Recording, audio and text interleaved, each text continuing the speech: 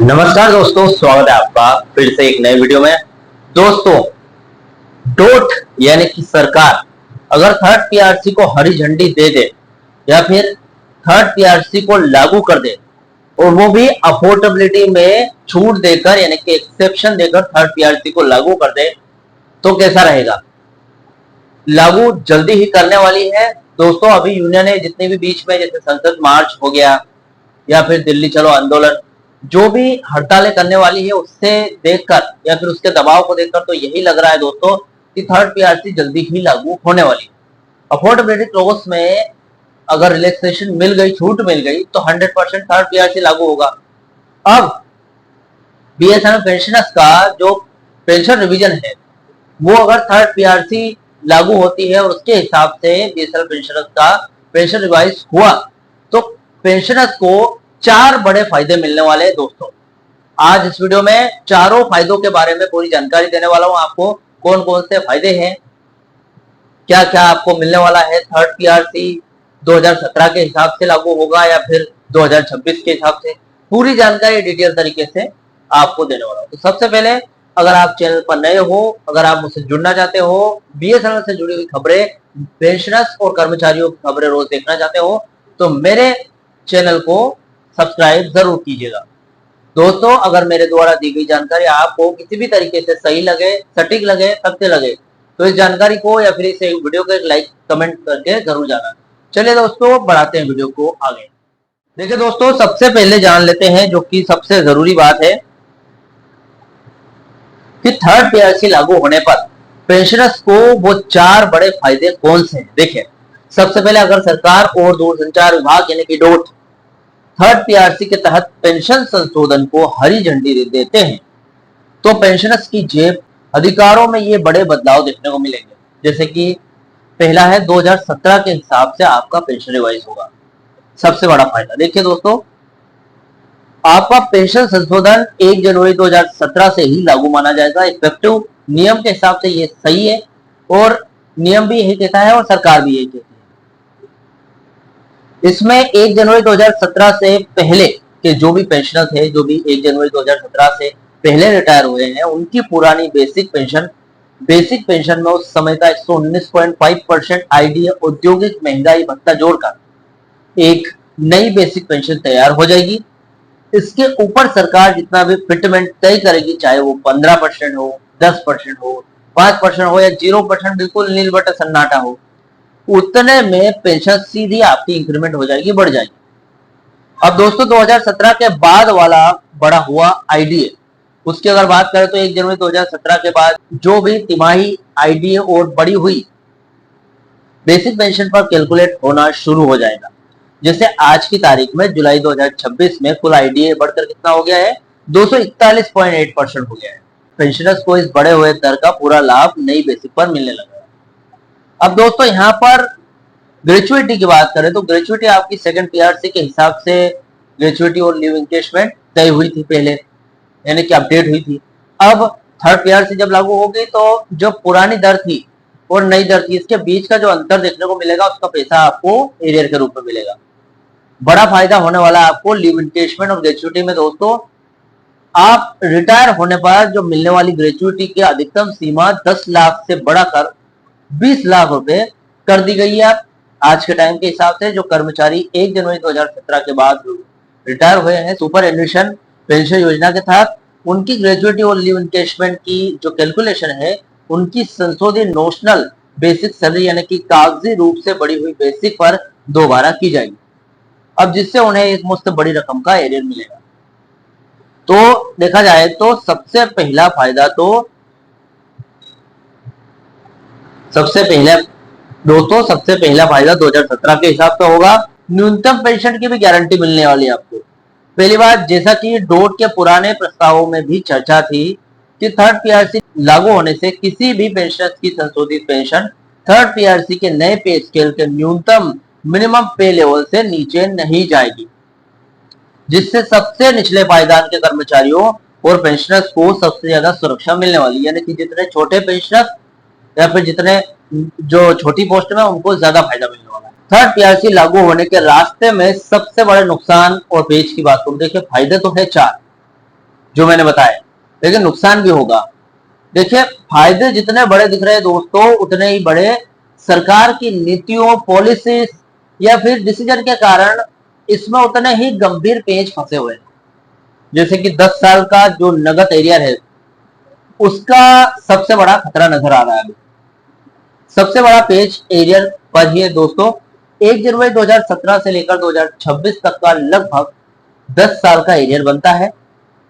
वित्त मंत्रालय और डोट हमेशा अफोर्डेबिलिटी क्लोज यानी कि घाटे का नियम हवाला देकर ये दलील देते हैं कि ऐसे में सरकार की पूरी कोशिश होगी कि 2017 से 2026 तक का वेतन संशोधन या फिर पेंशन संशोधन नोशनल यानी केवल कागजों पर फिक्सेशन रखा जाएगा और पिछला 10 साल का एरियर एक भी रुपया नगद एरियर के रूप में न देना पड़े।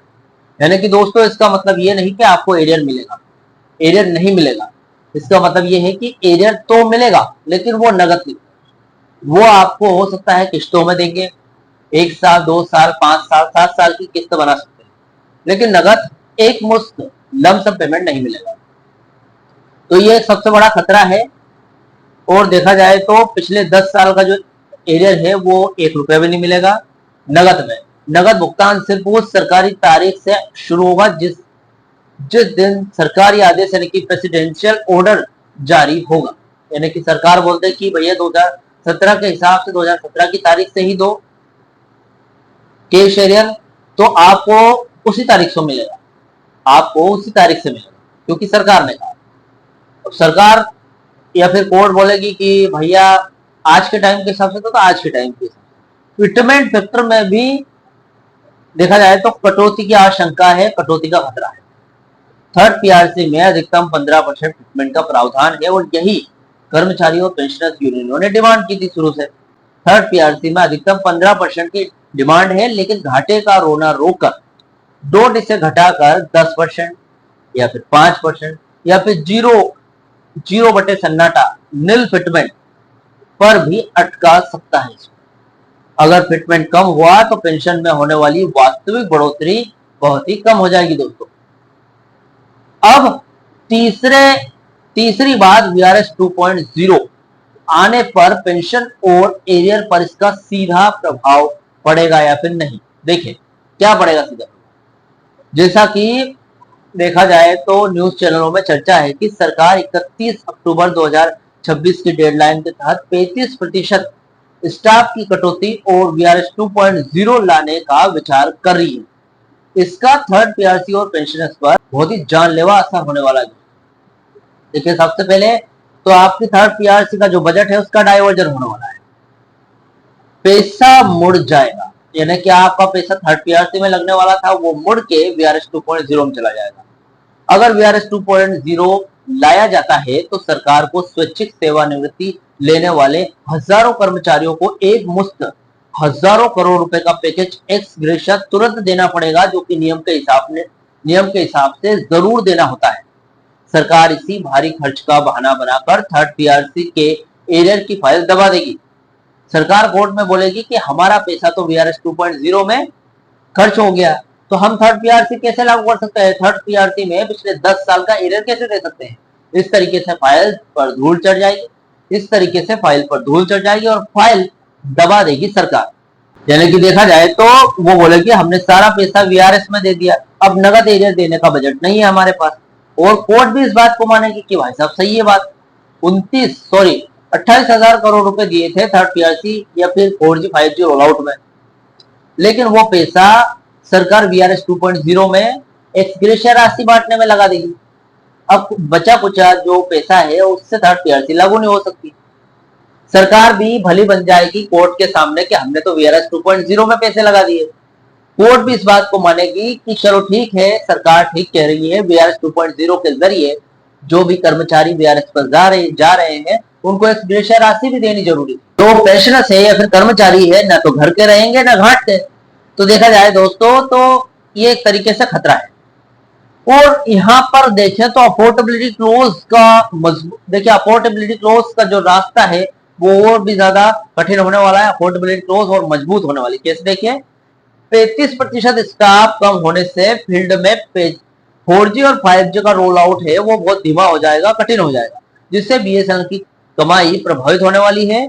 सरकार इसी कमजोर वित्तीय स्थिति को कोर्ट और यूनियनों के सामने ढाल बनाकर पेश करेगी और बोलेगी कि कंपनी संकट में है, इसलिए कोई भी पिछला एरियर या फिर बड़ा फिटमेंट देना मुमकिन नहीं। और इन सब मुद्दों से सरकार क्या कर रही है, थर्ड पीआरसी पर जो कर्मचारी या फिर पेंशनर्स का ध्यान लगातार केंद्रित है वो ध्यान भटका रही है। देखिए, मुद्दे से ध्यान भटक जाएगा जब नया वीआरएस आएगा तो वर्किंग कर्मचारियों की यूनियन वेतन और पेंशन संशोधन की मुख्य मांग छोड़कर अपनी साथियों की नौकरी बचाने और छटनी के विरोध में लग जाएगी, जिससे पेंशनर्स के एरियर और संशोधन की फाइल डोट के दफ्तरों में और पीछे खिसक जाएगी। यानी कि देखा जाए तो थर्ड पीआरसी लागू ही नहीं होगा। लागू नहीं होगा तो सभी कर्मचारी और पेंशनर्स मुश्किल में आ जाएंगे।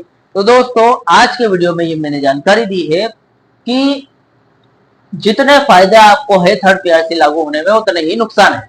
फिलहाल दोस्तों, जो भी मैंने वीडियो बनाया है, जो जानकारी दी है, उससे जो भी आपका उससे जुड़ा हुआ जो भी आपका डाउट या क्वेश्चन वगैरह हो तो मुझे कमेंट बॉक्स में कमेंट कर सकते हैं। वीडियो अच्छा लगा तो वीडियो को लाइक कमेंट से जरूर करें। मिलते हैं दोस्तों नेक्स्ट वीडियो में। सी यू सून।